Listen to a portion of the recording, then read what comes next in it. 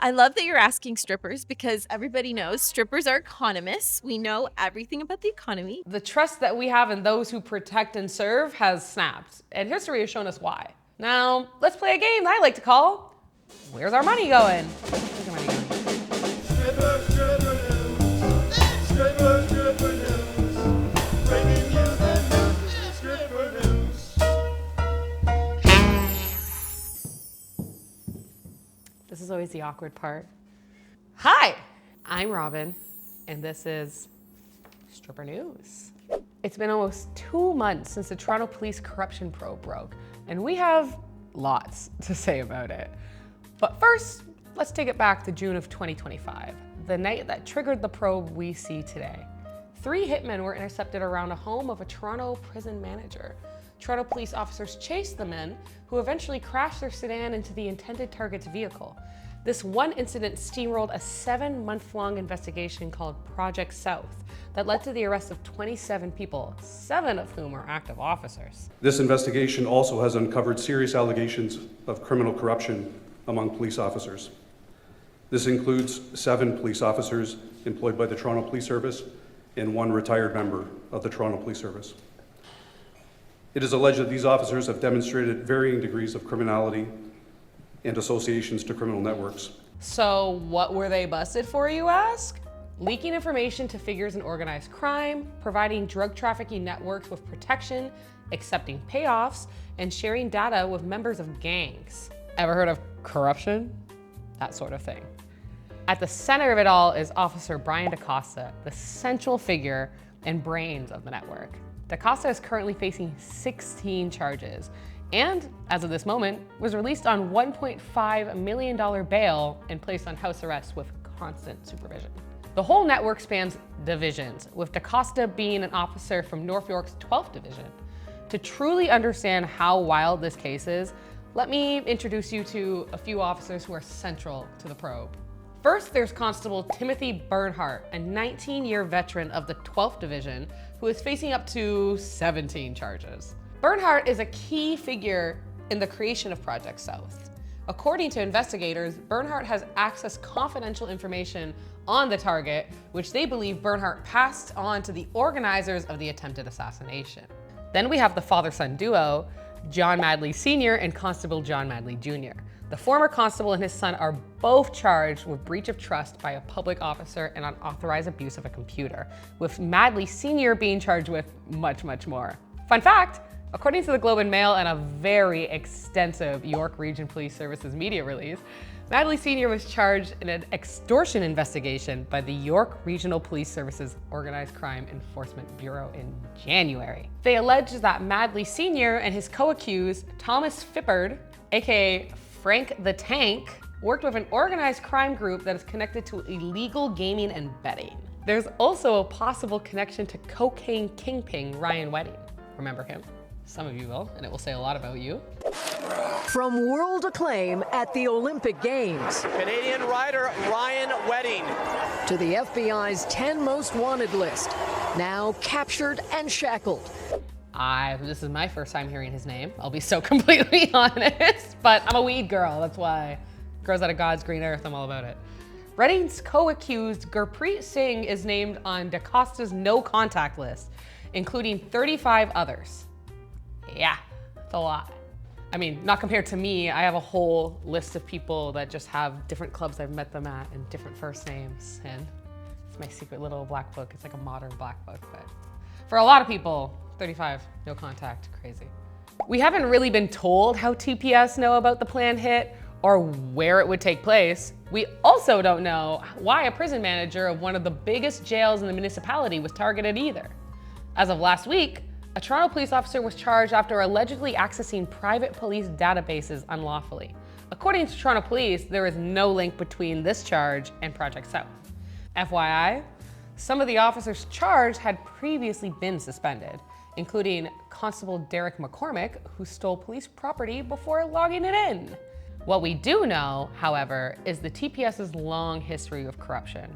With great power comes great abuse of said power. Remember Operation Soap? When TPS charged over 280 men during a major bathhouse raid in '81. We can also look back at when former police chief Mark Saunders announced his running for mayor in 2023. We were all reminded of the 2015 killing of Andrew Loku at the hands of the TPS.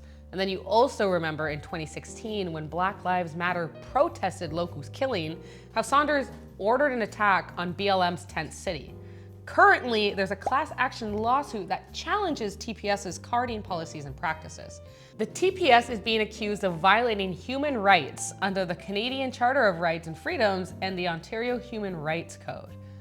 So yeah, the trust that we have in those who protect and serve has snapped, and history has shown us why. Now, let's play a game that I like to call, Where's Our Money Going? Let's break it down. Olivia Chow's 2026 budget was officially finalized on February 10th, totaling out to $18.9 billion. That 93 million increase that was proposed did in fact happen, which comes out to 1.2 billion be given to the Toronto Police Services. A large part of that increase is salary driven. Toronto Social Planning, a nonprofit charitable community organization, puts it into perspective pretty well. The new TPS budget is roughly equal to the combined tax funding of Parks and Recreation, Toronto Shelter and Support Services, Children's Services, Senior Services and Long-Term Care Social Development, Finance and Administration, Toronto Public Health, Toronto Public Library, Toronto Zoo, and the Municipal Licensing and Standards. The increase doesn't exactly spark joy for a good portion of Toronto's community either. When consulted on their budget, 43% of participants supported cutting TPS's budget. As the years go by and essential services start to either disappear and or get limited access to funds, we are going to see a drastic change in our city. And generally, we're going to see continuous changes in everyone's day-to-day life. What day-to-day changes are you seeing in your life? How has your city changed since you first got here? Let us know down below. What's gone? What's here? For me, Honest Ed's. Honest Ed's was demolished the year I moved to the city, and I never went inside, and everyone tells me about it. And it's one of those things I mourn, but I have this eerie disattachment to. So comment below. Get merch. If you hate to be spoken to before you've been in the company of a beautiful femme, please let that be known so people can act accordingly and meet your needs. Check out our merch shop. Buy something cute. Buy it for your girlfriend. Let her know that your only interest in the strippers is paying them for news. It will really calm her nerves.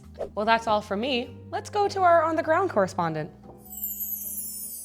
Hi besties, it's your girl Baby Ming, and we are at the lovely Club Paradise. So today we'll be going around asking some people on their thoughts and opinions on Ford's new BYOB laws. Come on, follow me. Okay, here we go. Hi Craigie.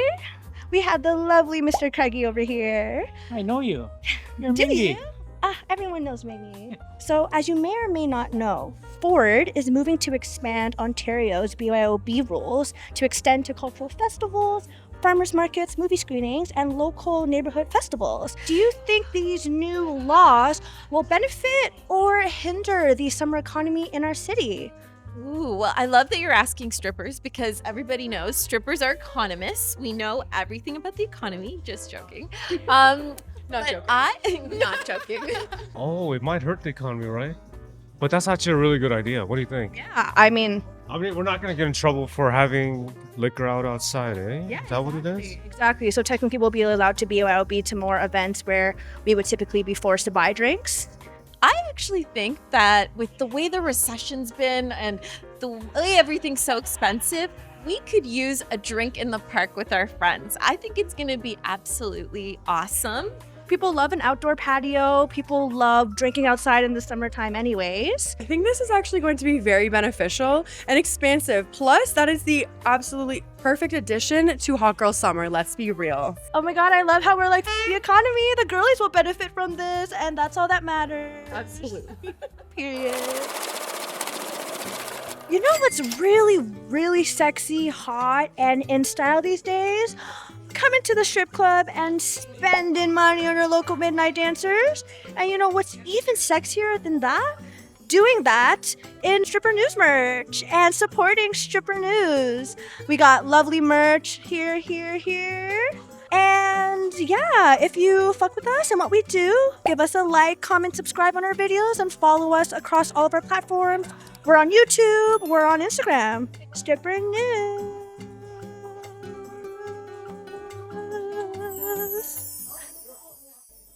It will hurt small business, And why is that, Mr. Craigie? Mr. Craigie. Sorry. But then you're saying that people will go to bars less? Possibly? It'll hurt small business because of the fact that people like to order things, and if you bring your own, you have no control on it. So people can bring whatever they want and get trash however they want, and who's going to govern it? Oh, it might not make a difference. You know why? Because people are already drinking outside anyway, so they're just hiding it. It was a mistake buying liquor at convenience stores and gas stations and whatnot, because you see people going in, buying it, and I've seen it at a gas station, and then they'll come out, pop it open, and drink it in the car. So, Well, but now we don't have to carry the paper bag with the beer can inside a paper bag anymore, right? Exactly. We'd be doing it anyway, so the fact that it's legalized now, even better. Do you think Ford would go as far as letting the BYOB rules encroach into private businesses? no. Because you have to have a business in order to have a LCBO on that. You know, you can't have it private. Stripper News! Where are you most excited to tailgate this summer? Veld. You're a raver? Would you classify yourself as a rave? No, I get backstage passes. VIP. He said we're VIP in this house, aren't we? Kinda, yeah. All right, folks, there you have it. Final verdict? Maybe bad for businesses, maybe good for the girlies looking to turn up on a budget this summer. All right, friends, thank you so much for tuning in with us. If you like what we're doing here, please give us a like, comment, subscribe all across our platforms. This is Baby Ming signing out of Stripper News. And I'm Robin with Stripper News. Go rent a library book. Go print off something at the library. Library has tons of services. You can print t-shirts, embroider t-shirts at a lot of libraries. Fun fact, I didn't know that even. Audio, CDs, physical media's dying, not at the library, baby. Get there, use your library card. Pay any debts that you have on outstanding books. That's why I'm not going to my library right now. I gotta do that, probably. I don't know that I have an outstanding book, but it's just like a feeling I have that I have a book from like 10 years ago somewhere. Buy merch from your local library, buy merch from your local on-the-ground news source. Wear Stripper News merch. Pay a stripper to tell you the news. Tell people about it by owning a shirt. You don't even have to open your mouth. You're one of those people you don't like talking. I respect that, baby. And I love that about you. That's why you should get a shirt, so you can communicate that and how much what we have is special to other people. And then we can share it with them.